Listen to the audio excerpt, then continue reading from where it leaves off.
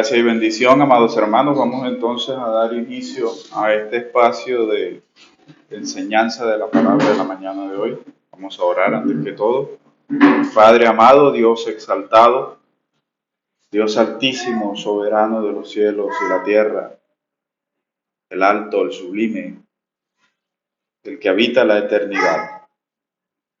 Delante de ti, Señor, estamos en esta mañana, Padre, para adorarte, para exaltarte, engrandecer tu nombre, Señor, para conmemorarte como el Dios creador, como el Dios salvador, el redentor. Delante de ti, Señor, tu pueblo viene, Padre, y derrama su corazón para adorarte, Señor, como solo tú eres digno. Dale a tu pueblo, Señor, una mente, un corazón, un oído, Padre. Con el poder de tu Espíritu, dale a tu pueblo, Señor, la disposición para adorarte, Señor, en espíritu y en verdad. Ayúdanos, Señor, a comprender las grandezas de tu palabra, Señor. Ayuda a tu pueblo a comprender todas esas grandes verdades que tú tienes, Señor, para el corazón de tu pueblo. Abre nuestros ojos, Señor, a tu grandeza, a la grandeza de tu palabra. En el nombre de tu Hijo amado, nuestro Señor, poderoso Salvador, Jesucristo, vivo y verdadero, en quien tenemos redención por su sangre, el perdón de nuestros pecados, según las enormes riquezas de tu gracia. En Cristo Jesús.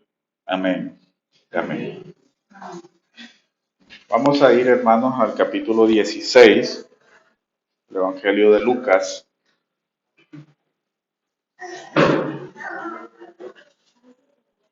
Hay varias escenas en el capítulo, pero vamos a concentrarnos solamente en dos. El evangelista, es decir, Lucas, centra su atención en una serie de parábolas que forman parte esencial de la enseñanza de Jesús durante su camino hacia Jerusalén. Lucas no organiza las parábolas, como ya hemos dicho anteriormente, en orden cronológico, pero sí las organiza de una manera que prácticamente se relacionan unas con la otra. Ahora vamos a ver cómo las dos parábolas que Lucas menciona en este capítulo 16 hacen un contraste con las del capítulo 15. Aunque hay un contraste, hay igualmente una correlación que le da progresión a las enseñanzas del Señor. Mire que en las parábolas del capítulo 15, ¿cuál era la característica? El gozo y la alegría por encontrar algo que se había perdido. Casi todas las parábolas del capítulo anterior, capítulo 15, la de la mujer que encontró su dracma que se le había perdido, dice que llamó a sus amigas y se regocijó con ella porque había encontrado su dracma. Entonces casi todas están relacionadas con el gozo y la alegría de haber encontrado lo que se había perdido. Esta serie de parábolas del capítulo 16 son el contraste del anterior. Aquellas representaban el gozo y la alegría de haber encontrado lo que se había perdido. Estas dos parábolas del capítulo 16 son una advertencia. ¿Vieron el contraste? Gozo, alegría y advertencia. Porque en estas parábolas Jesús es bastante incisivo respecto de una enseñanza en particular. Y es de lo que vamos a ver luego. Vamos a leer la primera parábola, que va entre el versículo 1 al versículo 13. Dice, decía también a sus discípulos, había un hombre rico que tenía un administrador a quien acusaron ante él de malbaratar sus bienes. Lo llamó y le dijo, ¿qué oigo decir de ti? Dame cuenta de tu administración, porque ya no seguirás en el cargo. Se dijo entre sí el administrador, ¿qué haré ahora que mi señor me quita la administración? Cavar no puedo, mendigar me da vergüenza. Ya sé lo que voy a hacer para que cuando sea destituido del cargo me reciban en sus casas. Y llamando uno por uno a los deudores de su señor, dijo al primero, ¿cuánto debes a mi señor? Respondió, 100 medidas de aceite. Él le dijo, toma tu recibo, siéntate enseguida y escribe 50.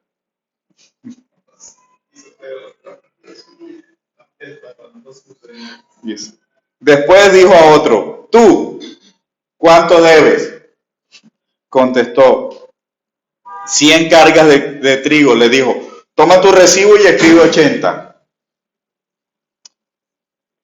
El Señor, mira el versículo 8, el Señor alabó al administrador injusto porque había obrado con sagacidad, pues los hijos de este mundo son más sagaces con los de su clase que los hijos de la luz.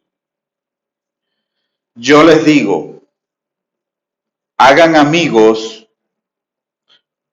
amigos con el dinero injusto para que cuando lleguen a faltar lo reciban en las eternas moradas. El que es fiel en lo insignificante lo es también en lo importante. Y el que es injusto en lo insignificante también lo es en lo importante. Si pues no fueron fieles en el dinero injusto, ¿quién les confiará lo verdadero? Y si no fueron fieles con lo ajeno, ¿quién les dará lo que es de ustedes?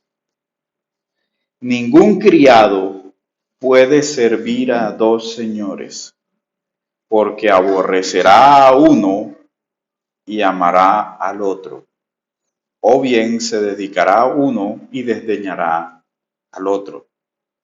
No pueden servir a Dios y al dinero.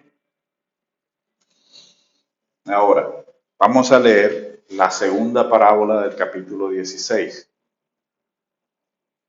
Había un hombre rico que vestía de púrpura y lino, celebraba todos los días espléndidas fiestas, y uno pobre llamado Lázaro, que echado junto a su portal, cubierto de llagas, deseaba, desde el 19,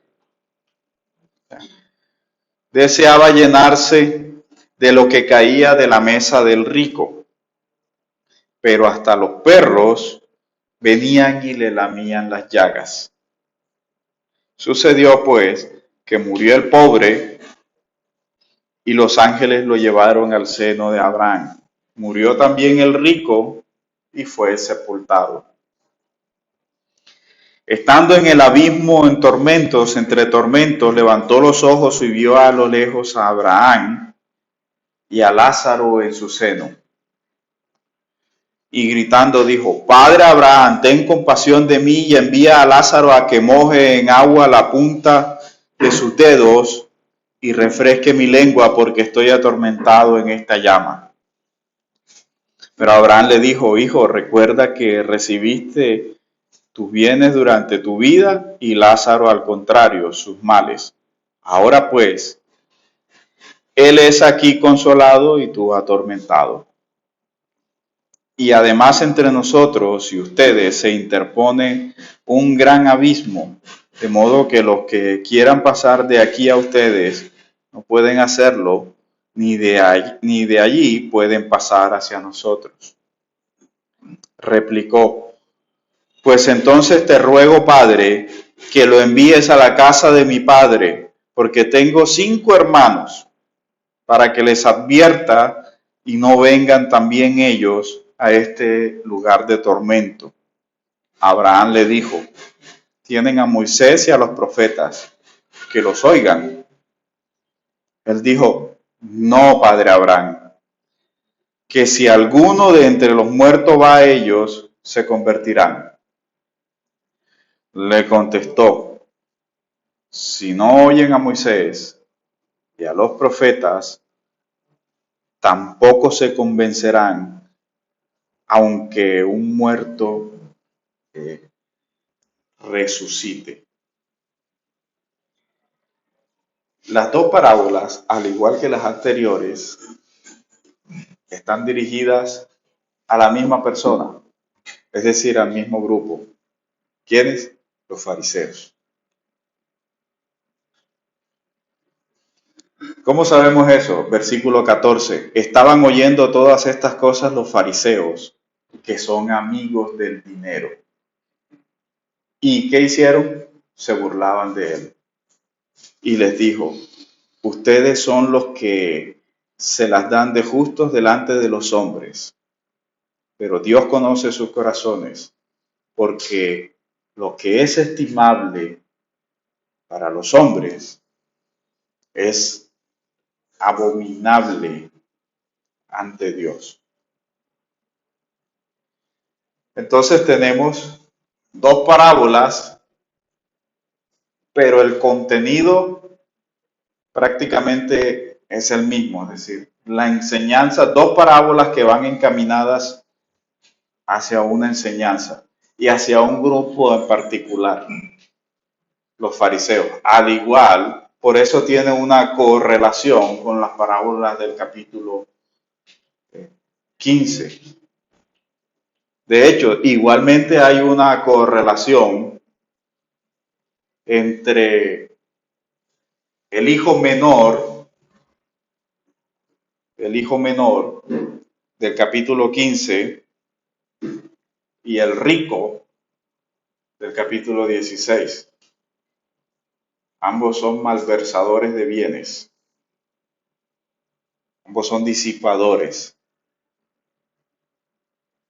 Así que, como hemos podido ver, hay una correlación, pero hay también un gran contraste. Y en esta enseñanza, el Señor habla específicamente a los fariseos, hacia aquellos que están apegados, que tienen el corazón puesto en el dinero, que aman grandemente el dinero. ¿Por qué? Por este pensamiento. Porque ellos creían que el rico, que una persona era rica porque tenía la bendición de Dios. Esa era su mentalidad. Por eso ellos despreciaban a los pobres. Si usted lee los evangelios, sobre todo haga una lectura de los sinópticos, e incluso Juan contiene un relato de un hombre ciego de nacimiento que el Señor sana y ellos lo interrogan. Y luego de interrogarlo, y el ciego le responde, porque ellos le insistían diciéndole: no, pero la verdad es que este Señor te curó ¿cómo? Y dice: pero ¿qué es lo que quieren saber si ya les he dicho una y otra vez lo que hizo? ¿O es que acaso queréis vosotros haceros también sus discípulos? Este hombre fue bastante osado, un mendigo desafiando a una élite religiosa, e inmediatamente arremetieron contra el pobre hombre diciendo: tú eres discípulo de él. Y mira una cosa, nosotros somos discípulos de Moisés. ¿Sí ve el contraste? Mira hacia dónde va encaminando el Evangelio y la enseñanza. Ellos alardeaban de ser discípulos de Moisés, pero a la larga a este hombre lo denigraron diciéndole, tú naciste del todo en pecado. ¿Por qué? Porque entre sus falsas creencias estaba en el que una persona nacía con algún tipo de limitación física o alguna enfermedad y era considerada como maldita por Dios. Lo consideraban un juicio de Dios. De igualmente ellos asimilaban el concepto de la pobreza con el de un juicio de parte y de la riqueza como un símbolo, como un sinónimo de la bendición de Dios. Hacia allá vamos más adelante. Pero es igual. Ellos amaban. ¿Qué amaban? Lo terrenal. ¿Qué estaba diciendo el Señor? Que ellos tenían puesto su corazón, era en lo material. Por eso las dos parábolas fueron directo al corazón del asunto. Pero lo impresionante es cómo Lucas tomó las dos parábolas, las dos series de parábolas, que no iban cronológicamente juntas y las puso una al lado de la otra, para dar una gran enseñanza sobre el mismo grupo en dos parábolas diferentes. Exactamente. A la izquierda y a la derecha. Y les está hablando acerca del uso indebido de la riqueza. Digamos que es cierto, que no lo es, que la riqueza sea necesariamente una muestra de la bendición de Dios, según ellos, pero el mal uso que le daban demostraba todo lo contrario. Porque la manera en cómo ellos daban uso a las posesiones, al dinero, no concordaba con su fe. No era coherente con su profesión de fe. Y esa es la razón por la cual el Señor es tan incisivo con la hipocresía religiosa. Porque es que es fácil. Vea, lo más fácil que hay es ser religioso. Y lo más fácil que hay en el mundo es profesarle toda la fidelidad y toda la adoración y todo el culto que Dios merece con la boca. Y Marcos 7 es una clara demostración de eso. Cuando el Señor les dice, este pueblo está acostumbrado a una cosa. Adoran a Dios con sus labios, pero su corazón está lejos de mí. Y no era una problemática del tiempo de Jesús solamente.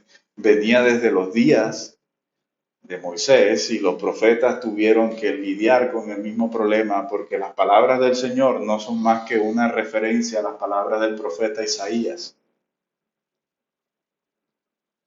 Dice, este pueblo me honra con sus labios, mientras su corazón se va hacia los ídolos.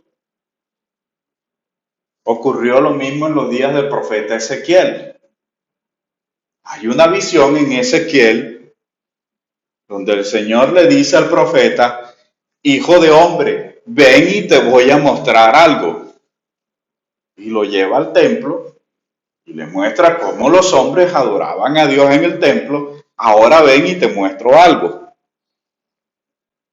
Y te llevo a las partes inferiores del templo y te voy a mostrar a los varones, a los ancianos del pueblo. Dice, míralos, míralos, cómo tienen todo un mural lleno de toda clase de figuras de ídolos, y ellos se postran ante él.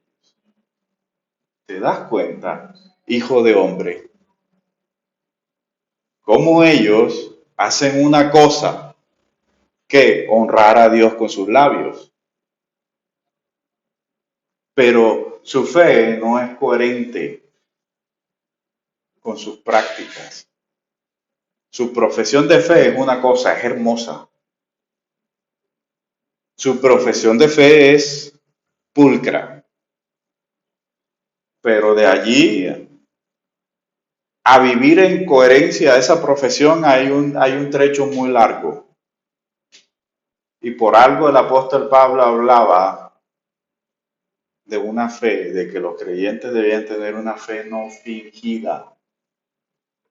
Porque así es como se finge la fe, profesando con los labios, pero no siendo coherente en el corazón. Y ellos tenían puesto su corazón en el dinero. Así que el Señor entra directamente, de manera incisiva, hacia el meollo del asunto. Y en la parábola del rico y el Lázaro es quizá donde desarrolla, es la estocada final de este tema. Así que vamos a examinar, es esta parábola en donde nos vamos a concentrar, y examinemos en primer lugar los elementos de la parábola y luego pasamos a sus aplicaciones. En primer lugar, la parábola inicia con ¿quién? Primer personaje, un hombre rico, ¿cierto? No sabemos su nombre, el Señor no está interesado en decirlo, y verán ahora la importancia que tiene el por qué el Señor no identifica a este hombre con un nombre. Dice, porque sí lo hizo con el Lázaro. Ahora, algunas personas pronto han llegado a creer o a comprender que este relato, porque el subtítulo no dice que es una parábola, asumen que es un hecho histórico, que es un hecho real. Es decir, que el Señor está narrando un evento real. Pero hasta ahora son muy pocos los eruditos bíblicos que apoyan esa hipótesis. Casi el 90% están de acuerdo que se trata de una parábola por todos los elementos.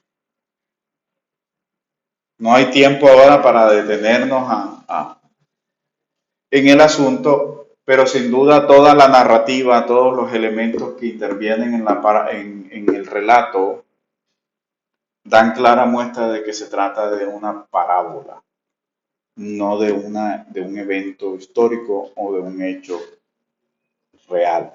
Entonces, en primer lugar, como dijimos, tenemos un personaje a quien el Señor se limita a identificarlo como un hombre rico.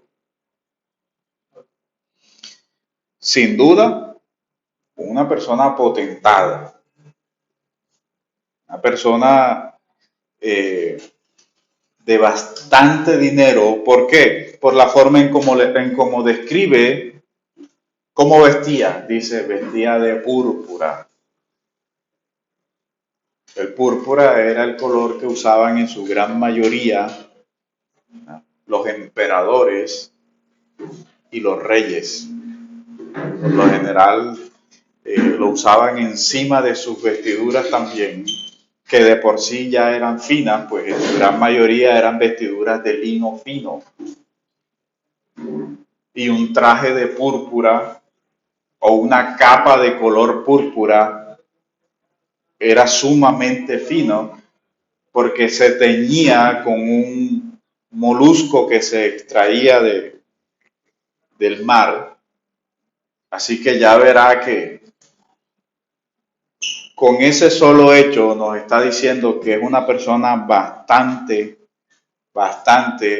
adinerada, por decirlo de algún modo, casi que de la realeza.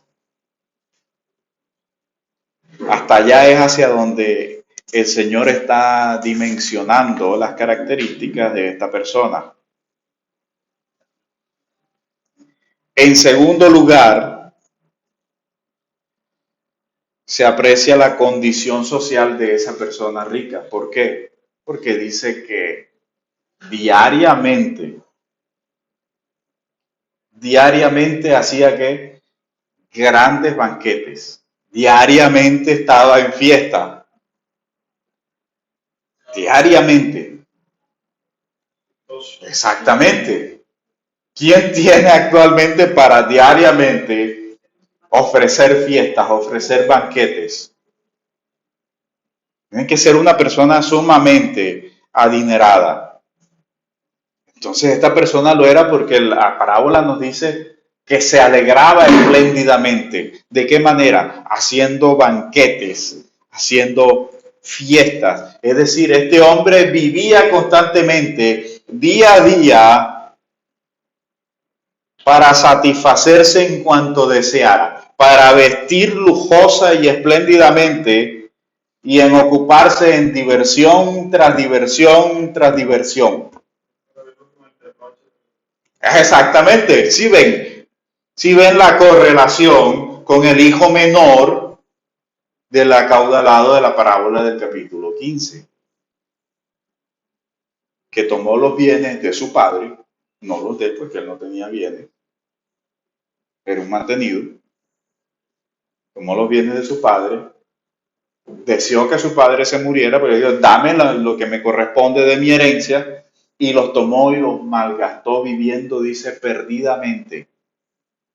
Tanto así que el hijo mayor se molesta y le dice a tu padre, ese que gastó su dinero, tu dinero, el dinero de la herencia y casi el mío, con prostitutas, con, mejor dicho, hizo y deshizo, así, es la misma característica del rico del capítulo 16.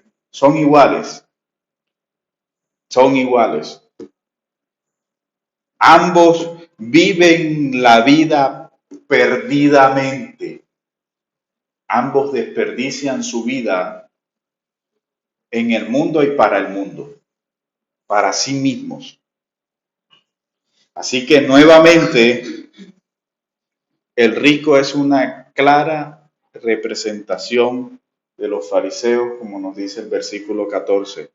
Estaban oyendo estas cosas los fariseos, que son amigos del dinero, y se burlaban del Señor.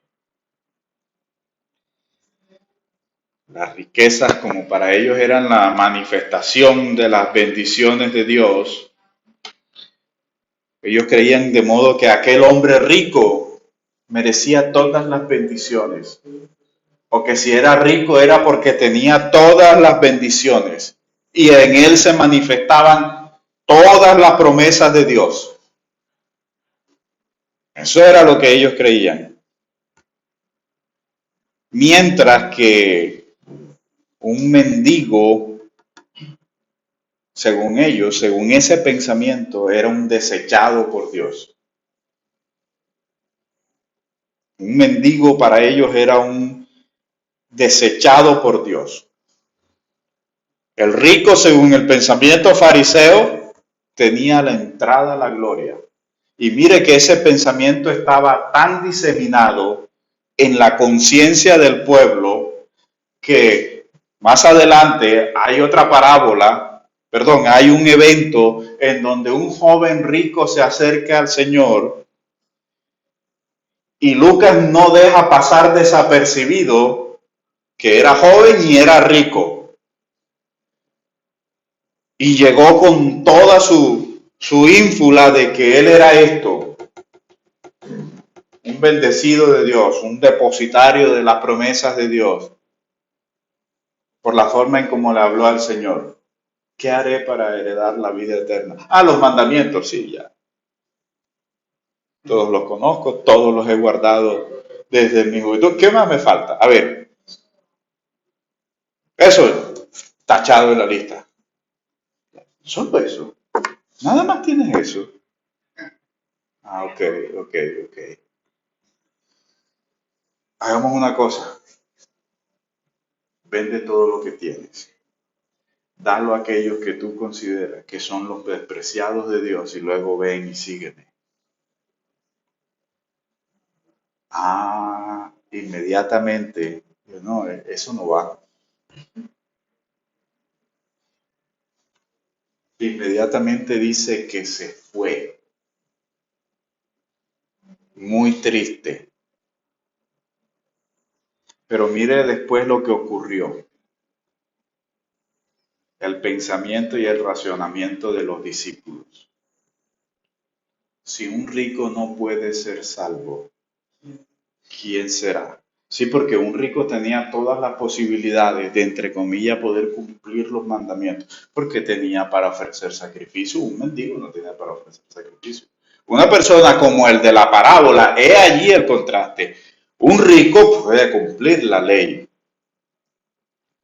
Un mendigo no podía ofrecer ni siquiera la harina si dice que estaba tirado. Es que mira la forma en como Lucas en el relato del Señor describe al mendigo: tirado, tendido, lleno de llagas, y va mucho más allá.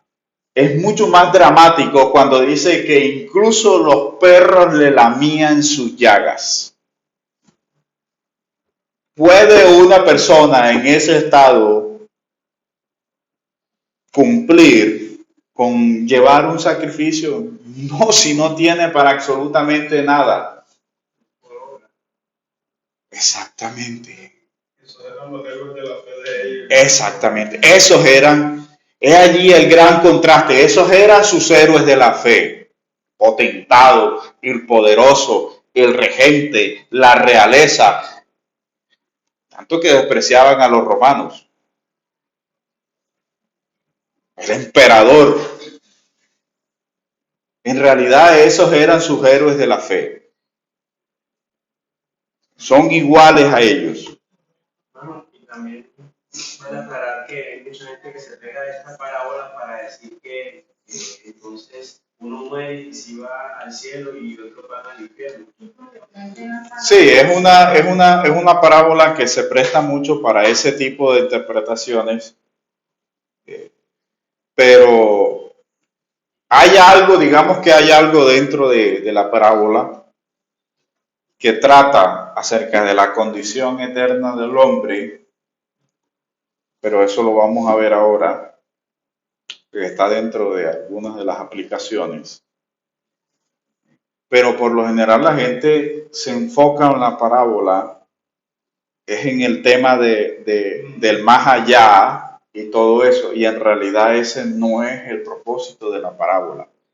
Porque mire que entre la parábola, entre la primera parábola que va entre el versículo 1 al 17 y entre la segunda parábola que va del versículo 19 al versículo 31, está prácticamente la explicación, que es la del versículo 14, donde te dice que las dirigió a un grupo que tenía su corazón puesto en el dinero, que amaba el dinero. El versículo 14 es el punto referente para poder comprender las parábolas que están a los dos extremos. Por eso es importante una lectura cuidadosa del texto bíblico. Cuando un creyente no hace una lectura cuidadosa o hace hace una lectura descuidada del texto bíblico, va a sacar conclusiones que no son las que el texto te está dando. Entonces lo que hacemos es introducir al texto lo que yo tengo en mi cabeza, en lugar de ir al texto y ver, tengo dos parábolas, las dos tienen casi el mismo contenido. ¿De qué trata? Pero si yo leo todo el texto adecuadamente, encuentro que el versículo 14 y el 15 son prácticamente el referente de toda la parábola. Me dicen el tema de la parábola. Es el mismo capítulo, es el mismo texto, es el texto sagrado el que te está dando la temática, la enseñanza, el desarrollo. De ahí debemos partir. Por eso siempre aconsejo, lea. No importa cuántas veces, hermanos, deba leer el texto. Léalo una y otra vez. Utilice todas las versiones que tenga a su disposición porque le van a ayudar a ver el texto desde diferentes ángulos, desde diferentes matices. Pero lea detenidamente. Ahora te doy la palabra. El segundo personaje que interviene en la parábola es el mendigo.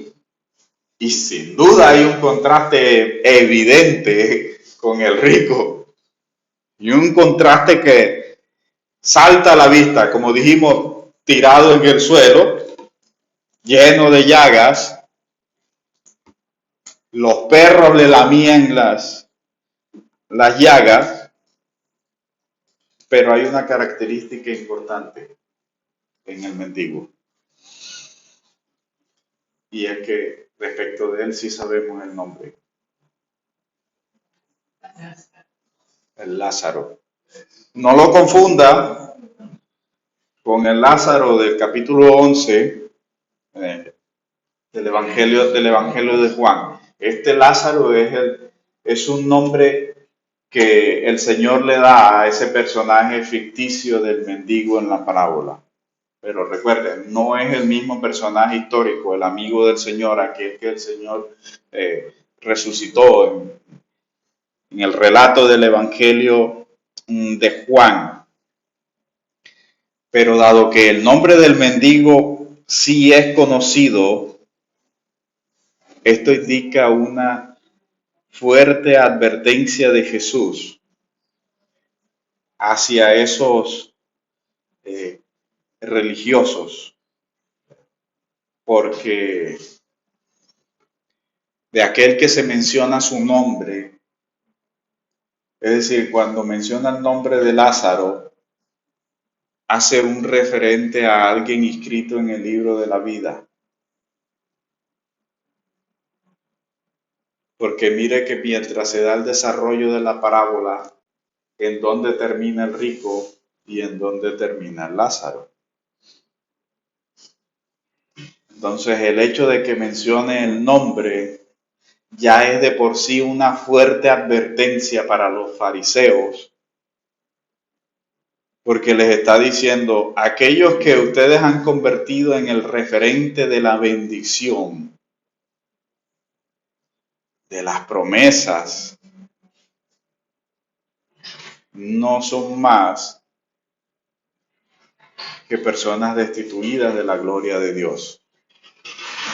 Mientras que aquí hay un mendigo que no por el hecho de ser mendigo es un heredero del reino, porque no es esa la enseñanza tampoco de la parábola. Porque casi siempre tendemos a distorsionar las enseñanzas de la parábola. Tampoco es esa, no se trata de que porque sea mendigo, porque sea pobre, porque sea un desdichado, es por eso que él entonces es digno del reino de los cielos. No, tampoco es por eso. Y ahora vamos a ver algo de eso. Entonces, sin duda alguna, el aspecto o la condición del mendigo en contraste con el rico es repugnante.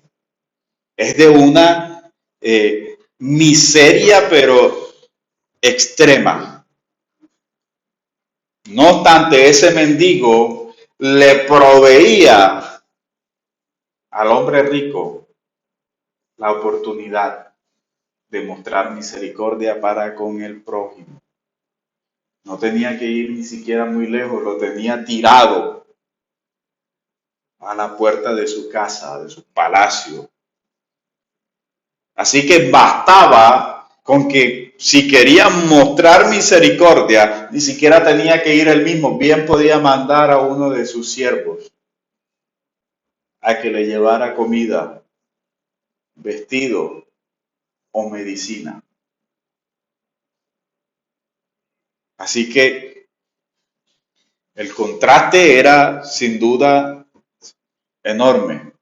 La condición del mendigo era extrema. Y pues para cualquier persona, como dijimos, repugnante, porque veía a alguien allí que estaba lleno de llagas. Él solo veía a alguien repugnante en la extrema miseria, el rico, pero no veía a alguien en quien él podía mostrar la supuesta piedad o misericordia de la que hacían alarde los fariseos. Y mire que en el Evangelio de Mateo, una de las cosas que el Señor siempre enrostró a los escribas y a los fariseos era su falta de misericordia. Sí, vosotros decís que hay que diezmar la menta, el eneldo, esto y lo otro, y que hay que hacer y hacer y hacer y hacer y hacer, pero habéis olvidado lo más importante, es decir, el corazón de la ley, la justicia, la misericordia y la fe. Ninguna de las tres estaban presentes en la persona o en el personaje del hombre rico. Misericordia no había por ninguna parte. Fe tampoco, de lo contrario no hubiese terminado en el relato de la parábola en el infierno. Así que el Señor pone un claro contraste y está diciendo, y es una gran advertencia, dice, cuidado, porque no sea que tu nombre no esté inscrito en el libro de la vida por muy religioso que seas. Y el rico tenía muchas oportunidades de mostrar misericordia y nunca lo hizo, lo cual sencillamente demostró que su fe, a diferencia de la de Lázaro, no era genuina. Su fe no era nada más que un ropaje externo, era solo lo exterior. Su corazón estaba desprovisto en realidad de Dios, al no haber ni la más mínima manifestación de misericordia. Luego, ya teniendo estas dos escenas, la parábola se va desarrollando aún más y encontramos que ambos mueren. Nuevamente, vemos que algo muere. Este es uno de los elementos que impide incluso llegar a la conclusión de que se trate de un relato histórico, porque da la casualidad que los dos mueren también en el relato. Pero luego de la muerte de ambos, se ve a Lázaro siendo atormentado en el infierno y teniendo una conversación con Abraham, y se ve a el Lázaro en el seno, exacto, el rico siendo atormentado y el Lázaro, pues, en el reino de los cielos, que es a lo que hace referencia cuando se menciona al seno de Abraham. Y en el versículo 23 dice, estando en el abismo entre tormento, levantó los ojos y vio a lo lejos a Abraham y a Lázaro en su seno. Y gritando dijo, Padre Abraham, ten compasión de mí y envía a Lázaro a que moje en agua la punta de sus dedos y refresque mi lengua porque estoy atormentado en esta llama. Mire lo curioso. Alguien que jamás había mostrado compasión por su prójimo, ahora pide que ese prójimo respecto del cual él nunca mostró compasión, tenga compasión de él. Pero en el versículo 29, luego de que se desarrolla todo ese diálogo entre Abraham y el rico, en el versículo 29 Abraham le da la respuesta al rico. Ya se la había dado en el versículo 26, donde dice, y además entre nosotros y ustedes se interpone un gran abismo, de modo que los que quieran pasar de aquí a ustedes no pueden hacerlo, y los de allá tampoco pueden pasar hacia nosotros. Es decir, él le dice, ya no puedo ayudarte. No puedo ayudarte. Lázaro no puede ir hasta donde estás, dice, ni ninguno de ustedes puede venir hasta acá. Luego en el versículo 29 viene la réplica del rico, en donde le hace una petición a Abraham, diciéndole, versículo 27, replicó, pues, entonces te ruego, Padre, que lo envíes a la casa de mi padre, porque él tenía 5 hermanos, o sea, a fin de que no vengan a dar a este lugar de descanso, de tormento. Prácticamente el rico le estaba pidiendo a Abraham que cambiara el modo de la salvación de Dios. Aquí es donde la parábola sí tiene un elemento relacionado con el destino de los hombres. Porque le dice, mándalo. No puede, mándaselo entonces a mis hermanos. Pero la respuesta de Abraham fue clara. Exactamente, no se puede, hijo. No se puede cambiar el plan y la ejecución del plan de Dios.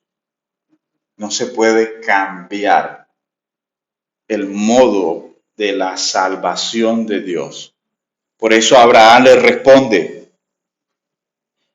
En el versículo 29, Abraham le dijo, tienen a Moisés y a los profetas, que los oigan.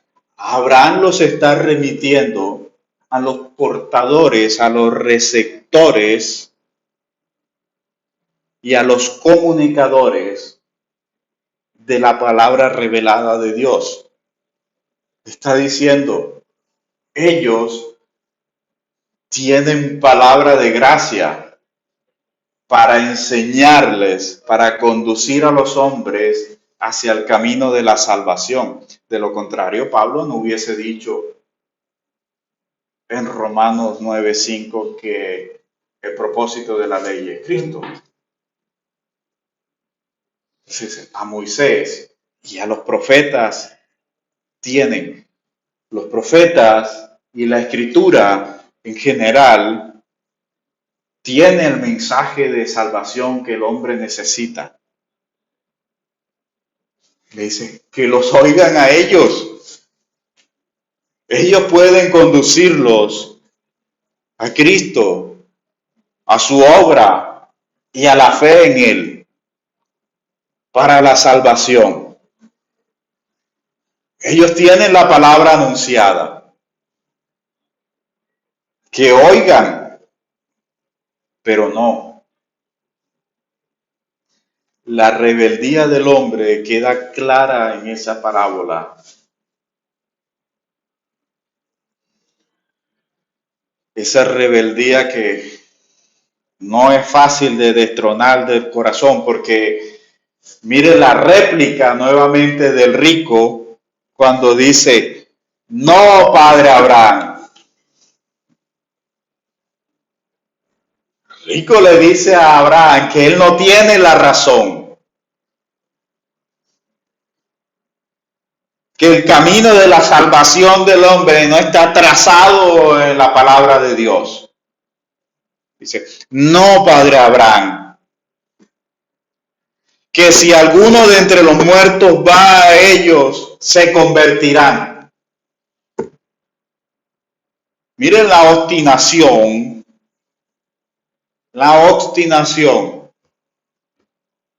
del rico, que incluso le replica a aquel que él considera su padre y que es considerado el padre de la fe.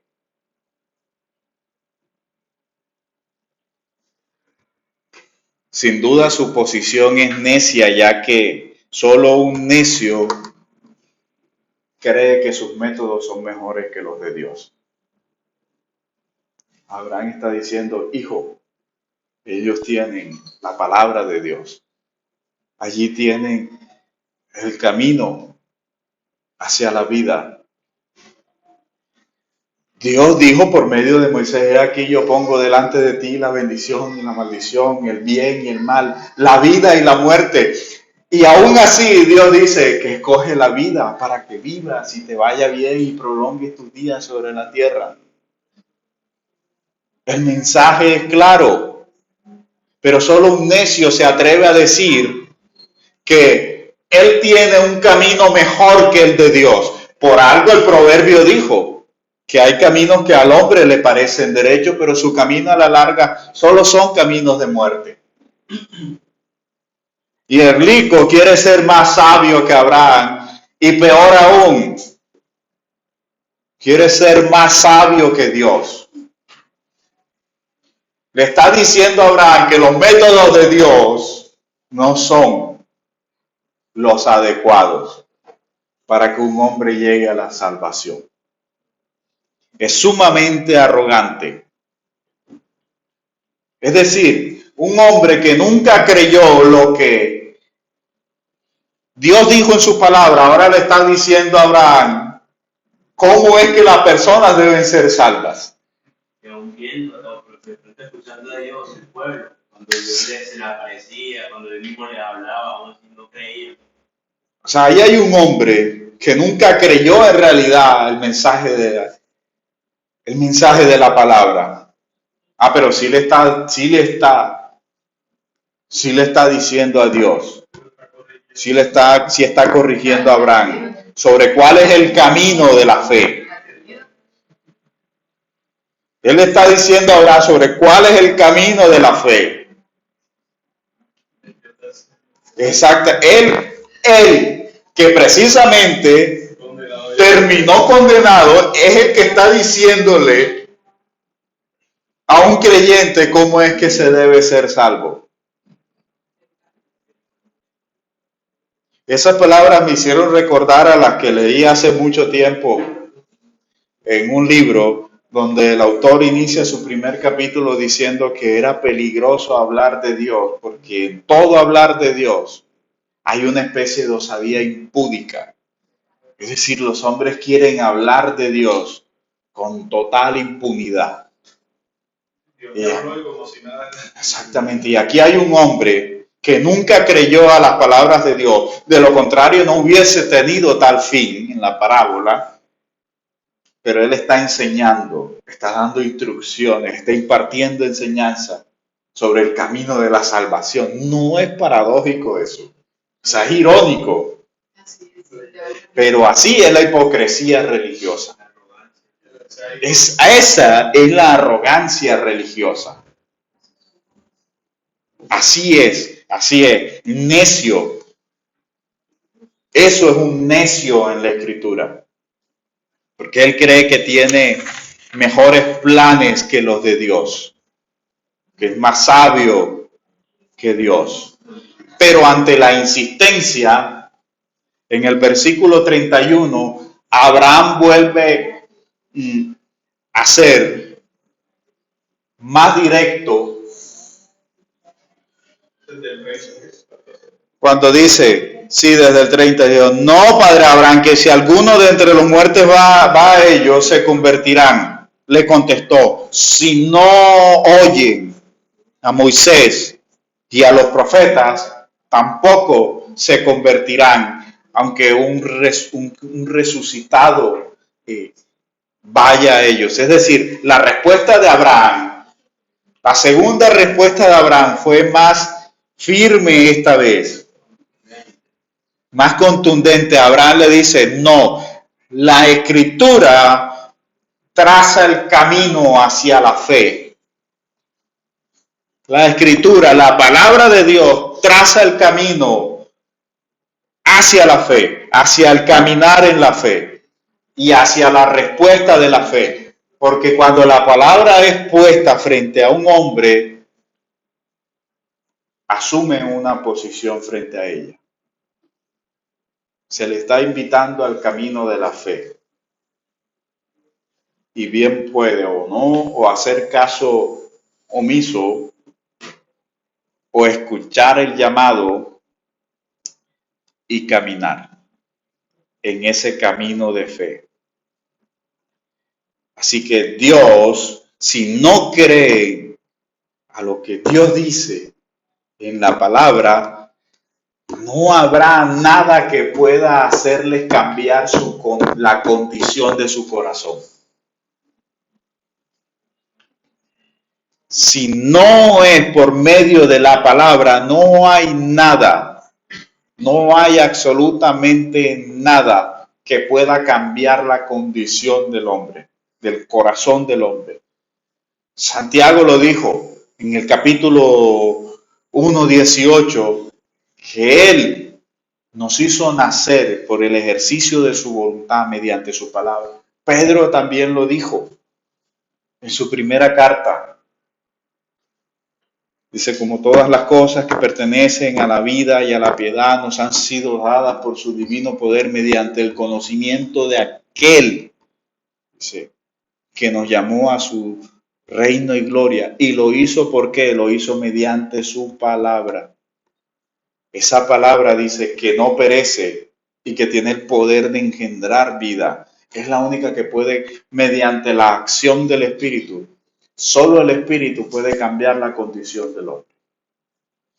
Solo el Espíritu de Dios tiene el poder de cambiar, de regenerar, de hacer nacer de nuevo. Porque el Espíritu toma la palabra que Él mismo ha inspirado para engendrar vida. La palabra es creadora de existencia.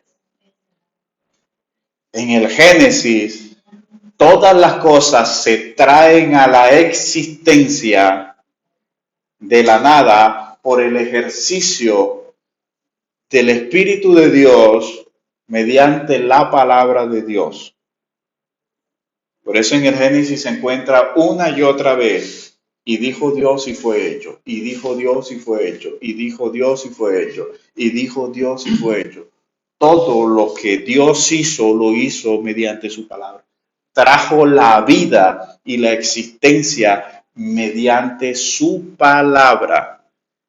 Asimismo, trae a la existencia la nueva vida mediante el uso y el ejercicio de su palabra. Ezequiel describe el cambio de corazón que ocurre en una persona en el capítulo 37, cuando el profeta está en una visión frente a un valle de huesos secos. Y el Señor le pregunta, hijo de hombre, ¿vivirán esos huesos? El profeta dice, oh Señor, tú lo sabes. Es decir, el profeta, Señor, ¿cómo me preguntas eso a mí? Yo que soy un mero hombre, una criatura que respira con un aliento que es prestado, es decir, que viene de ti. Tú me preguntas si vivirán eso. Solo tú lo sabes.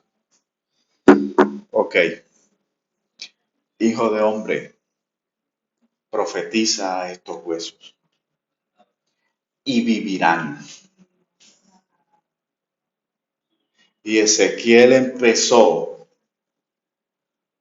a proclamar la palabra de Dios cuando el Espíritu de Dios hizo que todo fuera uniéndose nuevamente los huesos, tendones, músculos, carnes, y todo por medio de la palabra de Dios. No hay nada que pueda cambiar la corrupción que hay en el corazón del hombre. Así que es una insolencia de parte del rico el tratar de instruir a Abraham diciéndole que no, que él sabe cuál es el mejor camino de la salvación. El camino que yo te estoy trazando, padre Abraham, es mejor que el camino de Dios. ¡Qué insolencia! Pero así eran los fariseos. Y así es el fariseo moderno. Así siempre ha sido el fariseísmo en cualquiera de sus presentaciones alrededor de todas las épocas. ¿Sabe por qué? Porque el corazón del hombre es el mismo. Solamente que se manifiesta de distintas maneras en distintas épocas, pero a la larga la condición del hombre es igual, corrupta, separada, alienada de Dios. Así que solamente hay un solo método, desde tiempos antiguos hasta el presente, el método de Dios no varía. Él sabe y Él es quien tiene el poder de cambiar la corrupción que hay en el corazón del hombre. Así que, si un hombre no puede cambiar su propia condición, solo la palabra de Dios puede cambiar la condición del hombre. Dios es el que llama al arrepentimiento a un hombre rebelde, y si un hombre rebelde rechaza el llamado de Dios, ese pecador se pierde eternamente. Así de sencillo. Así de sencillo. Entonces, para concluir, vamos a sacar una serie de aplicaciones de la parábola. En primer lugar, primera aplicación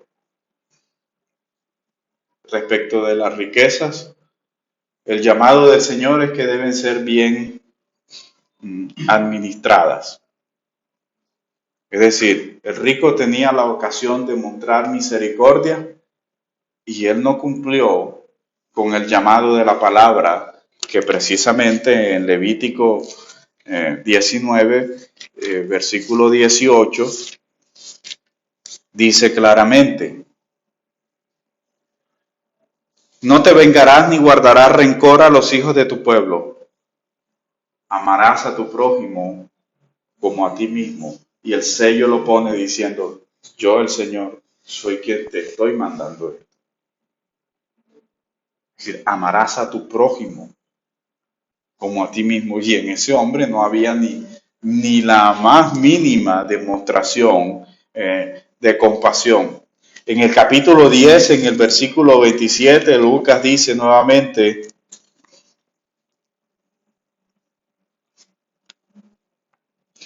respondiendo, amarás al Señor tu Dios con todo tu corazón. Aquí hay una pregunta de parte, para que entiendan el contexto, de un fariseo precisamente, que le dice: Señor, ¿cuál es el gran mandamiento de la ley? El Señor le responde. Dice: ¿qué está escrito en la ley? ¿Cómo lees? Respondió: amarás al Señor tu Dios con todo tu corazón, con toda tu alma y con todas tus fuerzas y con toda tu mente, y a tu prójimo como a ti mismo. Le dijo entonces: bien has respondido, haz esto y vivirás. Así es como se vive. Esa es la vida de un hombre de fe. Dios. Entonces, el amor de Dios, o el amor de Dios desciende, asciende y se extiende. Desciende porque Juan dice: ¿en qué consiste el amor? El amor, en que Él nos amó primero. Él amó primero. Dios es el referente del amor. Entonces, en primer lugar, el corazón es regenerado y el corazón del creyente ama a Dios y luego su amor se debe extender hacia el prójimo. Así que esa es una de las enseñanzas de la parábola. El genuino amor hacia el prójimo es la demostración de una fe genuina. Así que si no hay ocasión en donde el creyente muestre compasión o haga el uso de sus riquezas, bendiciendo o ayudando a quien tiene la oportunidad, esa experiencia de fe es cuestionada. Es posible que no se esté ante una genuina experiencia de fe, ante una fe genuina. Otro punto de aplicación, y es para que entendamos esto también, porque de ninguna manera estamos diciendo que tener riquezas es pecado. Porque casi siempre, no sé por qué, pero los seres humanos tendemos, y los creyentes no estamos inmunes a eso, pero casi siempre tendemos a los extremos. Entonces hay quienes usan la parábola y de manera radical, entonces dicen que ser rico es pecado. No, ser rico no es pecado.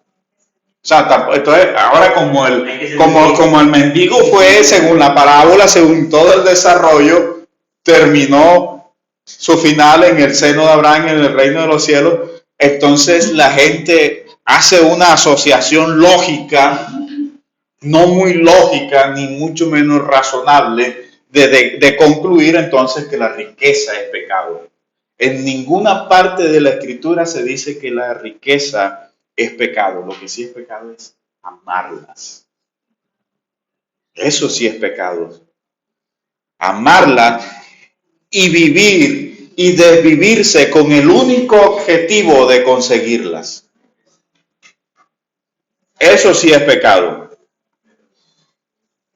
Por eso Pablo en el capítulo 6, yo lo leo para ustedes de Primera de Timoteo,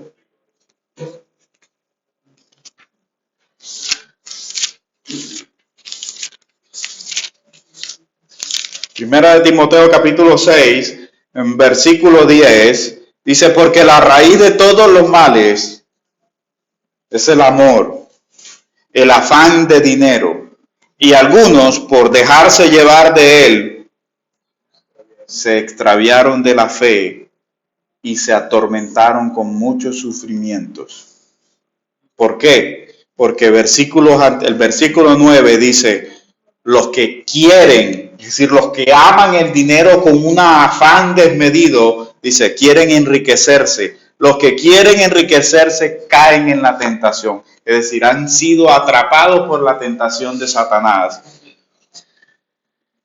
Caen en tentación, el lazo y en muchas codicias insensatas y perniciosas que hunden a los hombres en la ruina y la perdición.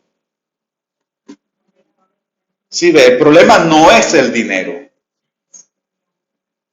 No es pecado tener riqueza. El pecado es que hayas puesto tu corazón donde va Dios. Porque en el momento en el que pusiste la riqueza en el lugar que le corresponde a Dios, desplazaste a Dios, sustituiste a Dios por un ídolo, ¿cuál? El dinero. ¿Cuál es la consecuencia? Pablo lo dice, te hundes en la perdición. Suena muy parecido a lo que le pasó al rico en la parábola. Se hundió en la perdición. Por eso el llamado del Señor es primeramente el reino de Dios, es decir, primero Dios. Por eso la Escritura siempre te dirige en primer lugar a Dios. ¿Cómo empieza la creación? En el principio, Dios, es decir, primero Dios. Luego vienen las cosas por añadidura. Pero primero Dios. Pero lamentablemente hoy tenemos a muchos predicadores que le hacen daño con este tipo de parábolas a la gente. Y entonces los incautos son llamados no al arrepentimiento, no para venir a Dios. Los incautos están siendo llamados no para amar al Señor, sino para amar lo que hay en la mesa del Señor. No son llamados a amar a Dios, son llamados a amar los dones de Dios.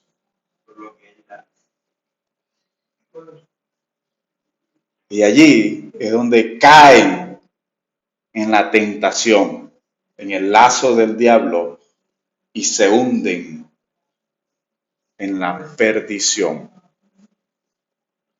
El amor al dinero, el peso es tan grande que te hunde